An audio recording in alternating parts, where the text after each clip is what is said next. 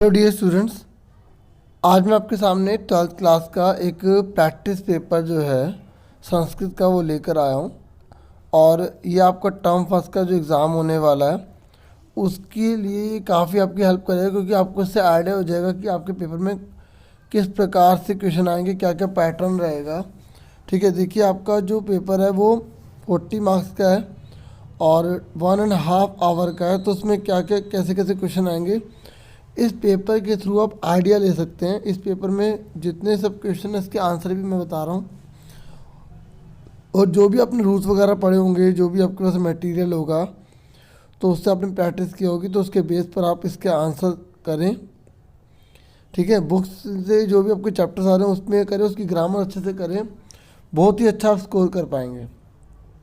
देखिए जो पहला क्वेश्चन है ना, उसमें आपसे बोला गया आपको संधि पदम करने हैं, संधि विच्छेद करने हैं, या तो उनको जोड़ना है या उसको आपको अलग करना है। जैसे अन्य जमा नृपय लिखा हुआ है तो आपको इसको क्या करना है, संधि करनी है, जोड़ना है इसको। देखिए आपका जो सिलेबस है ना संस्कृत का, उसमें क्लियर लिखा हुआ है कि संधि में क्या क्या कौन कौन सी आ रही हैं, तो आप उस सिलेबस को भी ज़रूर देख लेना। ठीक है, तो इस पहले वाले का जो आंसर है, इसका आंसर जो है वो है ग। ठीक है, जब हम इसको जोड़ेंगे तो ये बनेगा अन्नेर नृपे। ठीक है, तो आपको ये अच्छे से सारे रूल्स पता होने चाहिए। ऐसे ना जमा अकेन, जब आप जोड़ेंगे अकेन जोड़ेंगे तो इसका आंसर जब और ए मिलता है तो बड़ा ए बन जाता है, तो इस हिसाब से इसका आंसर जो है का है। ठीक है, और आप अपने आंसर खुद ट्राई करना। उसके बाद थर्ड है भोजना अंत्य, तो इसको हम जब अलग करेंगे तो भोजन जमा अंत्य हो जाएगा। ठीक है, तो इसलिए इसका आंसर जो है वो है घ। फिर उसके बाद है उपगत तत्र, तो ये जो स है ना, इसको हम अलग करेंगे तो विसर्ग बन जाता है, तो इसका आंसर ये आएगा।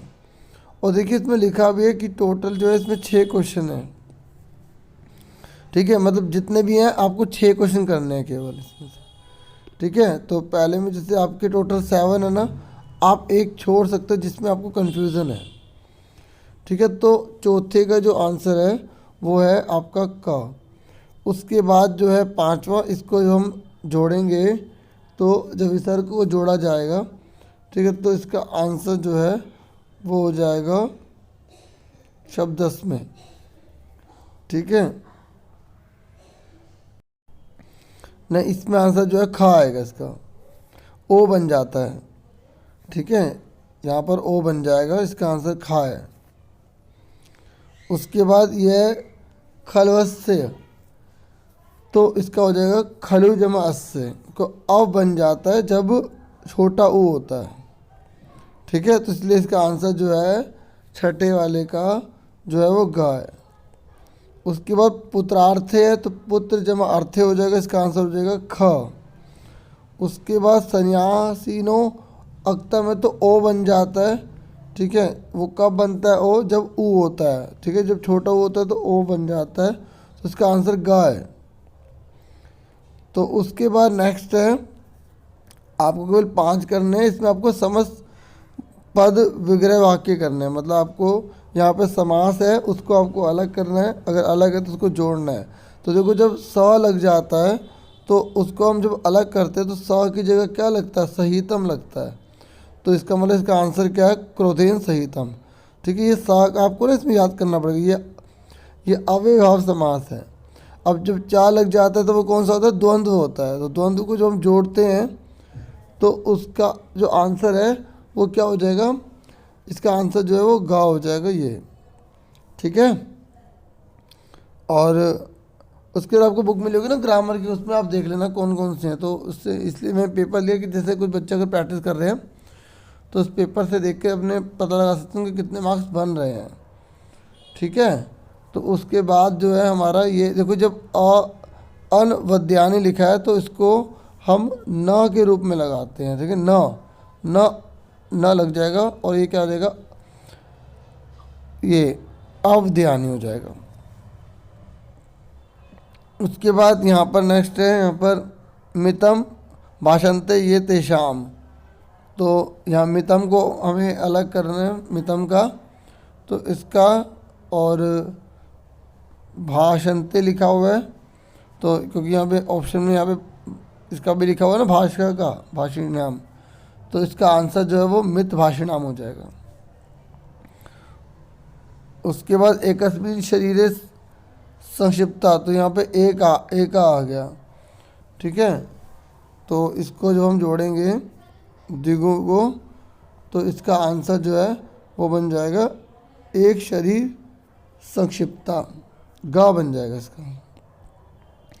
उसके बाद सर्वविद्यासु निष्णाता, तो इसको अब आपको बताना है, तो इसको जब हम जोड़ेंगे तो इसका आ जाएगा ये सर्व विद्या निष्णाता, ठीक है। ऐसे शक्र सम लिखा हुआ है यहाँ पर, तो इसका आ जाएगा शक्रेण सम, ठीक है। तो इसका आंसर ये आ जाएगा। तो इस दूसरे क्वेश्चन में आपको केवल 5 ही करने थे, ऑप्शन आपको 7 तक दे रखे थे, ठीक है। तो इसका आंसर क्या था, ग।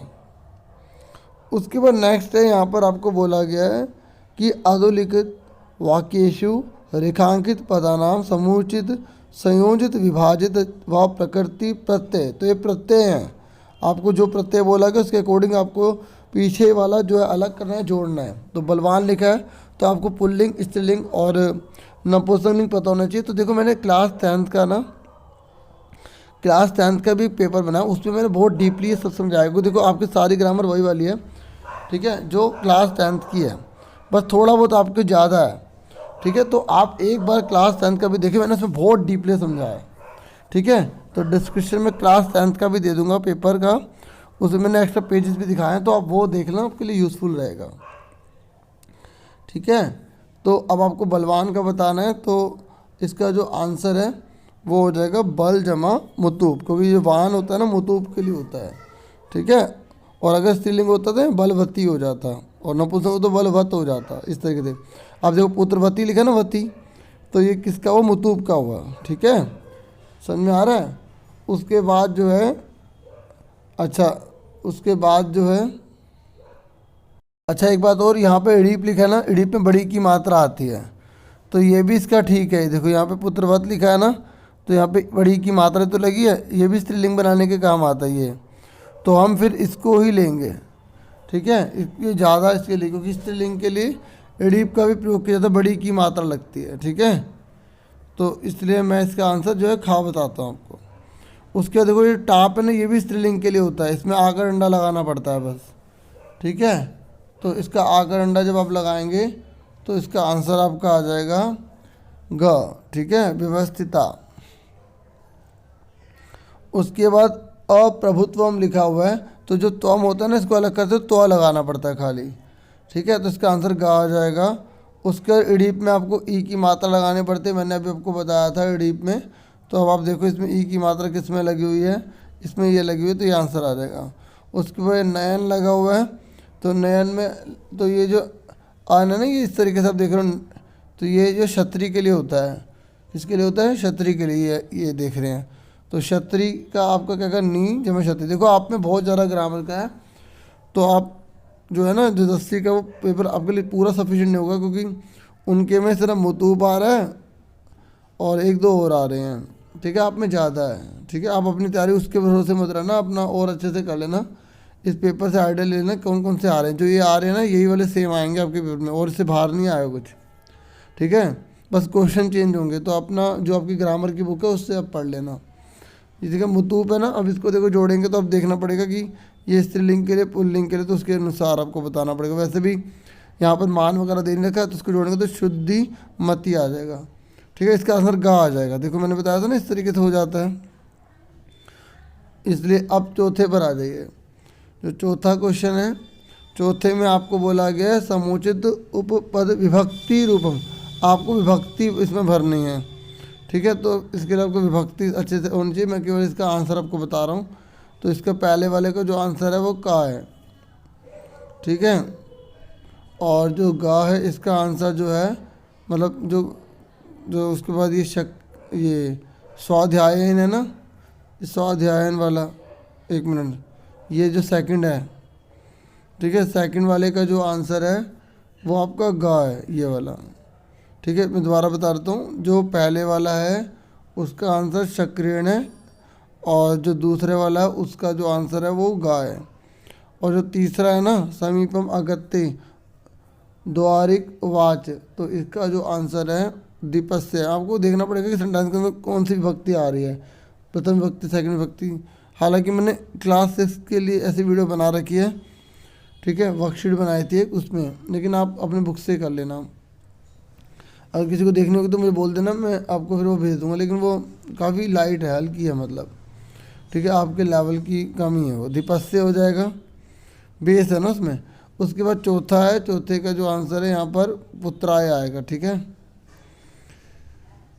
उसके बाद जो है यहाँ पर आपको भाषिका कार्य निर्देशानुसार, मतलब जी आपके जो यहाँ बोला गया उसके अनुसार आपको बताना है। जैसे हम यहाँ बोला ना विशेषण पदम, तो आपको बताना है कि इसमें से विशेषण कौन सा है, मतलब जो संज्ञा सर्वनाम की विशेषता बताते हैं ना वो, तो आपको इन पूरे तीनों शब्दों में छांटना है कि इसमें से विशेषण कौन सा है, ठीक है। तो विशेषण कौन सा, नरक, जो नरक है ना ये विशेष्य है, इसका विशेषण अशुचो है, तो इसलिए इसका आंसर क्या आ जाएगा, अशुचो का आ जाएगा।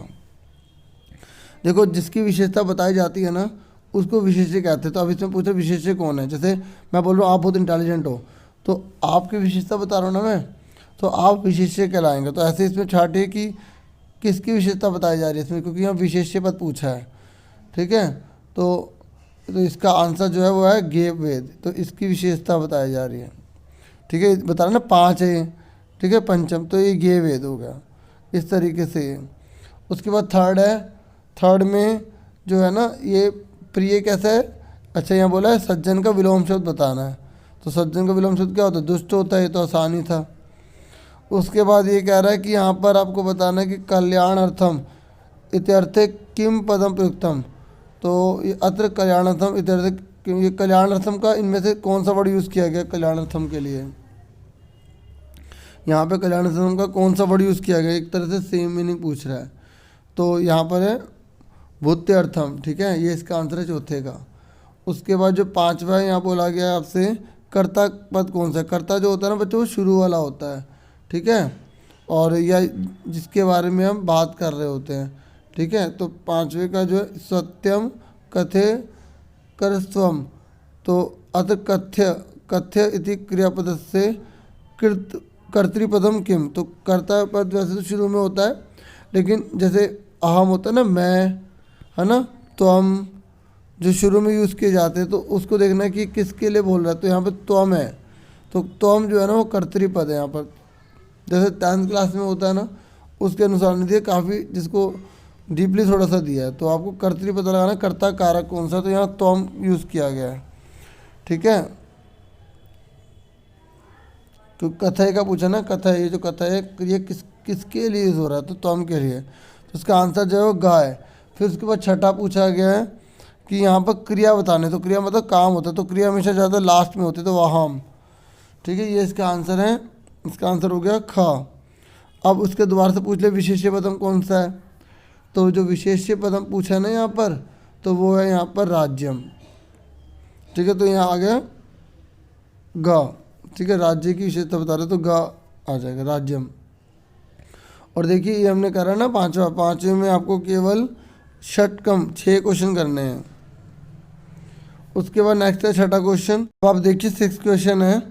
6 क्वेश्चन में बोला गया कि आपको जो प्रसंगानुसार शुद्धम अर्थ हम चुने, तो आपको इसका शुद्धम अर्थ जो है वो चुनना है।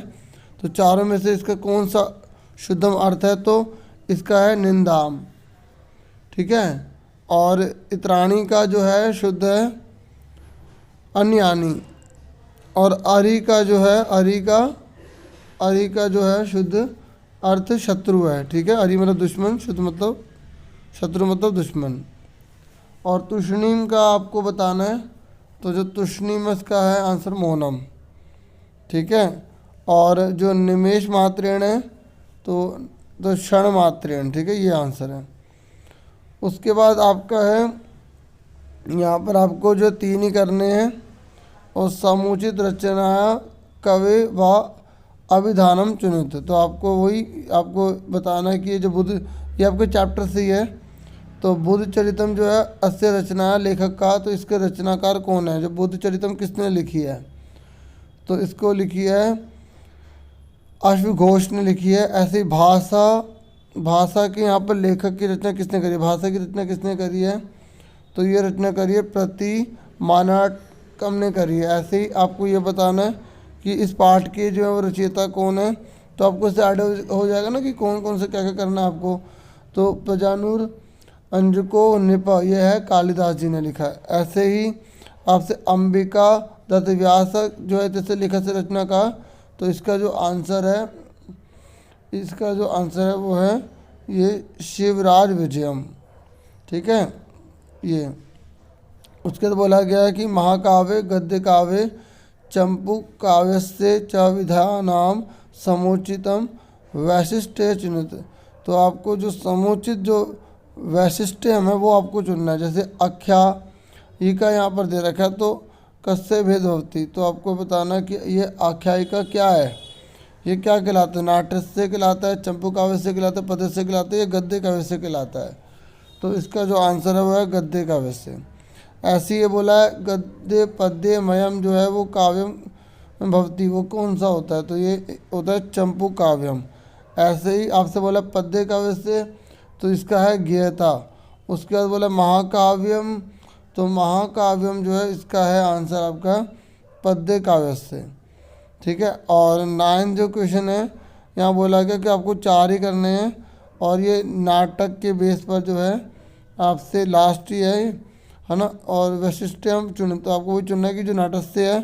ठीक है, अपरम नाम किम, तो इसका नाम क्या है? तो नाटस्य को क्या बोला जाता है? रूपकम।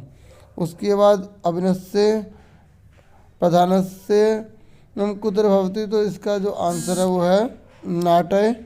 और जो नायक पुत्र अनिवार्य भवती, कुत्र अनिवार्य अस्ति, तो नाटक नायक के लिए क्या अनिवार्य है? तो इसमें नाट्य कहाँ अनिवार्य है, कहाँ पर? तो नाट्य।